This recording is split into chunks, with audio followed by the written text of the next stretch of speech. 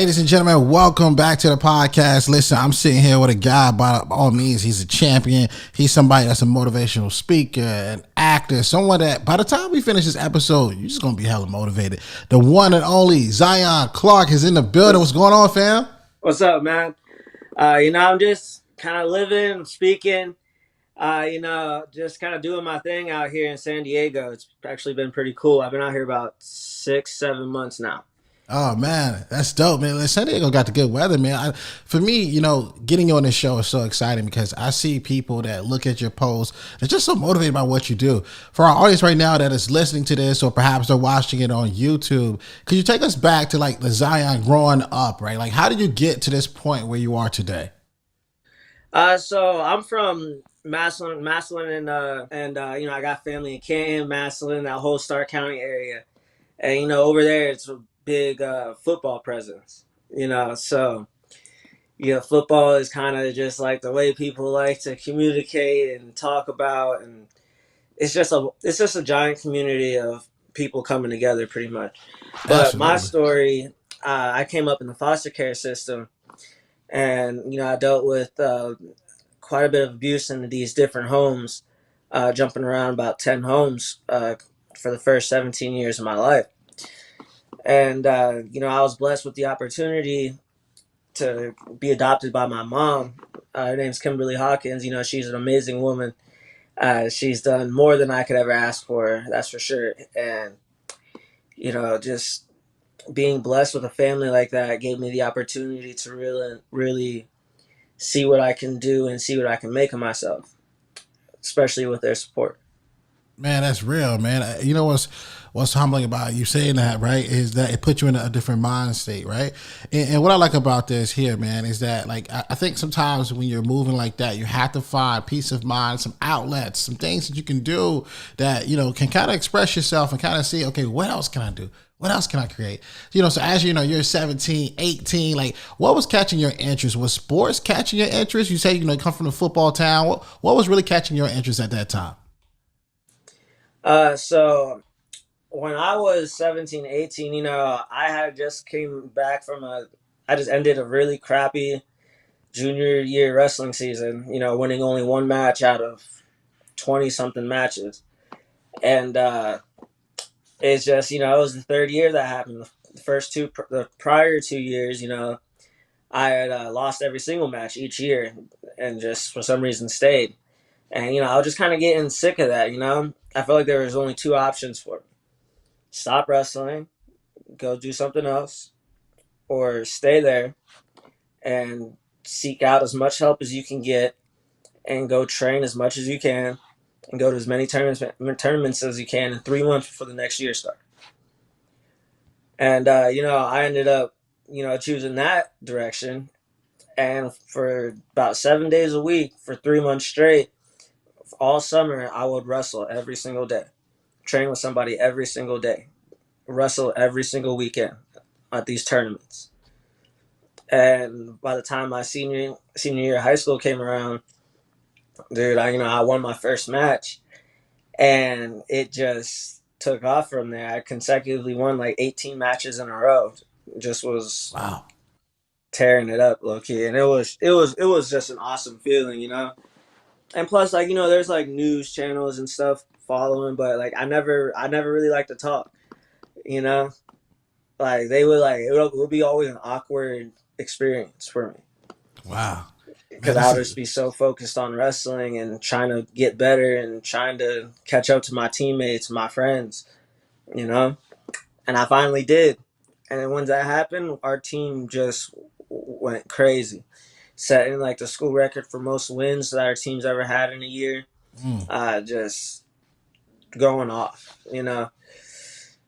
I would say that we probably had the best squad that Massillon has seen in a while that year.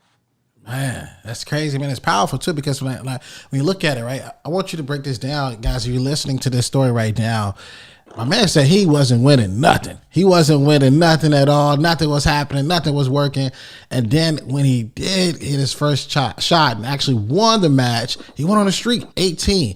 So how important is it for our listener right now that is listening to your story? How important do you think it is to not give up on something or a goal that you're chasing after?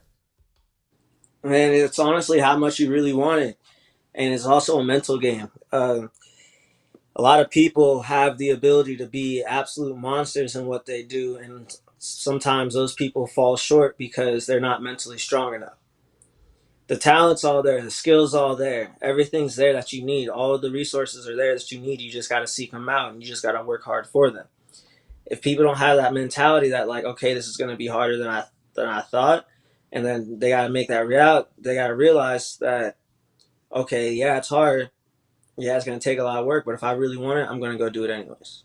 Mm, man, that's tough, And man. not and a lot of people don't like. I feel like a lot of people have that mental block just because it's a challenge that might seem a little scary or seem intimidating, you know. And I that's the message I really try to get out to people, especially when I speak. When I'm trying to get people to really like break down that wall and move forward and progress a lot faster because everybody has the potential to be great, you know? Everybody has the potential to be amazing in whatever they do. Man, that's real, man. I think that breakdown, that mental strength, right? Having that, let's give the audience tips right now, right? Like someone right now, whether they're trying to go to another level in their business, whether they're trying to maybe even get a job promotion, or perhaps just trying to make it through the day. Like, what were some of those techniques, or what are some things that you can help us with right now for that person who's trying to learn? How do I channel that mental strength? Like, how do I get into that mind space? I would say meditation always worked for me. Just kind of closing my eyes and really visualizing what I want to do. And so it's not technically daydreaming, but a real visualization, like walking yourself through the processes that you need to go through to get better, to progress. With me, I would always visualize myself wrestling, and then I would go train, and then I would visualize, and then I would train. Our team even did this exercise where we would have to lay on the mat, close our eyes, they turn off the lights, and they would walk us through a match, like telling us like, all right, 30 seconds left, like 30 seconds into the first quarter, 10 seconds left of the first quarter, like, and then they count down those last 4 seconds, and you're visualizing the whole match. It's crazy. And that worked a lot for me. And on top of that, my mom told me something that really stuck with me for a while. It's still stuck with me now. But she was like, God wouldn't have taken you through troubled waters Mm. if you couldn't swim. Um, and that really just, I feel like that's very powerful to me. And my mom's always like, you have to visualize what you want. And it was kind of getting the same type of messages from like my mom and my coaches. My mom also said you guys speak it into existence. So I wouldn't go bragging to people saying like I'm going to be this, I'm going to be that. I would sit by myself and just say it out loud. Mm. Build that confidence that you're really going to go after what you want. I mean, the powerful, powerful tips, powerful keys, right? Visualization, say it out loud, like confidence building, all those things are important. So you go on this streak, right? You start winning, all of these wrestling matches, right? Like, what was it for you to say, you know what? I think I could take this to an even higher level. Like, what happened after you won those 18 matches? What was next for you? No, it's crazy. So I ended up finishing my season 33-15, and that after that 18th match, I actually lost the next match, Mm. and I was just like, okay, this tournament's a lot harder than I thought, and I lost. It kind of was like I don't know, just kind of like hard, like I don't know, just I feel like I was getting a little too confident, Mm. and it kind of humbled me a bit. So Man. then I got back and I was talking to my coaches, they're just getting me ready, and I go out there and I beat this next guy, and then I had no idea he was like a state placer and stuff. Man, it was just I just beat some guy because I didn't want to get knocked out of this tournament. And I just kept it thinking like that. I didn't know who anybody was I was wrestling. My coaches wouldn't tell me. Just Mm. focus on what you can do. Focus on your skill. Mm. You know. This is And powerful. I remember I had this one match, and it was probably the toughest match. This was going to put me into the finals. And this dude, he had came back and sent this match into overtime. Took me down right at the last second, tied up the score. And I'm looking at my coaches, and he tells me, he like comes up to me, he's like, "No excuses, you better go out there and win this match." He's like, "You have no excuse to lose right now." He's like, "You're gonna win right now." Mm. And I felt something crazy, man. I chose. Oh wait, no, we started neutral, and this man, got down in the 3 point stance, and I'm just kind of checking him out, and I'm like super focused, and he goes to jump over me to try to hit me with this move called a flying squirrel. It's just a crazy motion, just jumping over somebody, twisting your body and catching Mm. their arms from behind them. But he tried that, and I was able to counter and catch his legs in midair and take him down and win the match in overtime. And it was just a crazy feeling. Next thing I know, this guy's one of the top wrestlers out like in the state, and I was just like, man, like we had battled it out too. And then after that, I was like, I could definitely do something, you know. Yeah, that's crazy. Let's talk about that though. I think also too, if you break this down from a mental standpoint and the strength and getting prepared for whatever your battle is, your coach has got you so ready, man. Like they didn't even tell you who you were facing, and I think that's important because a lot of people right now are going through things in life, whether it's a battle, whether it's a certain situation, and they're thinking about like what's in front of them. You are so prepared, right? So prepared for the moment, so that when the moment happened, not only would you be successful at it, it'll be one of those matches when you look back and like, yo, I can't believe I just pulled it off, right?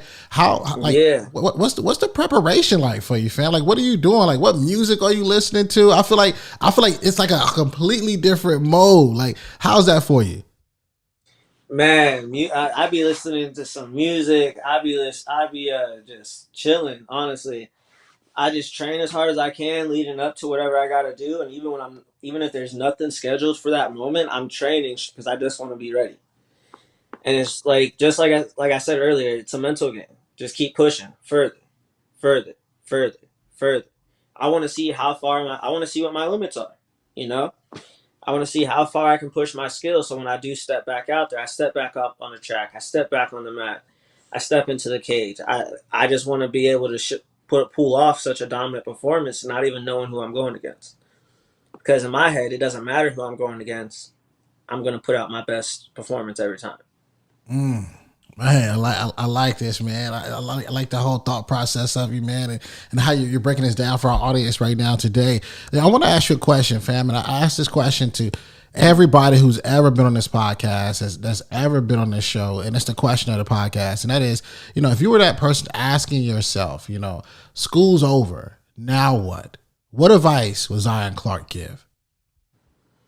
Advice I would say that you're going to have to grind. Once you're done with high school or once you're done with college, life's not it's not going to be easy. Even after I left Kent State, life wasn't easy. I had to really figure out what I was doing. I had to make connections. I had to set up a team. I had to really connect with people and like create a bigger vision.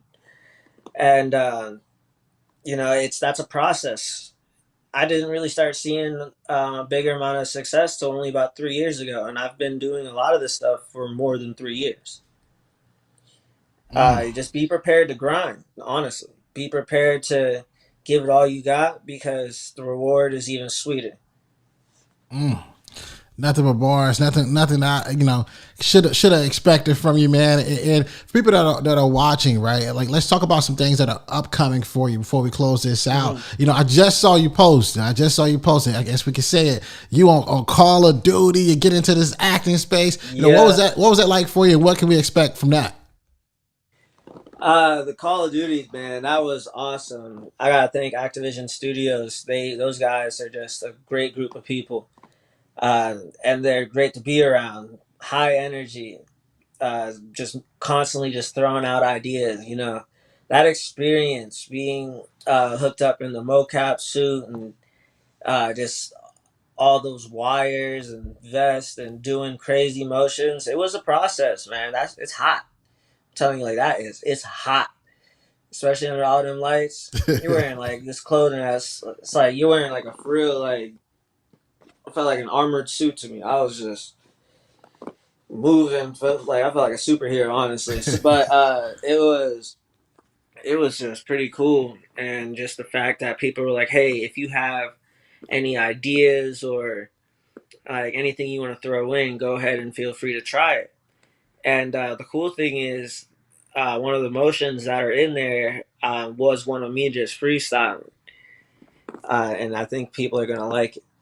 Oh man, listen, man. We can't wait for that. Can't wait to check that out. Ideally for you, when does that release? And then also too, I gotta ask, because Oh, it's out now. Oh, it's out now. All right, cool. So how do we get access to it? You could try to go take me down right now on Call of Duty. Oh, that's crazy. That's crazy. You heard Yeah. it. It's live. It's happening. It's right now. You can go ahead and do that.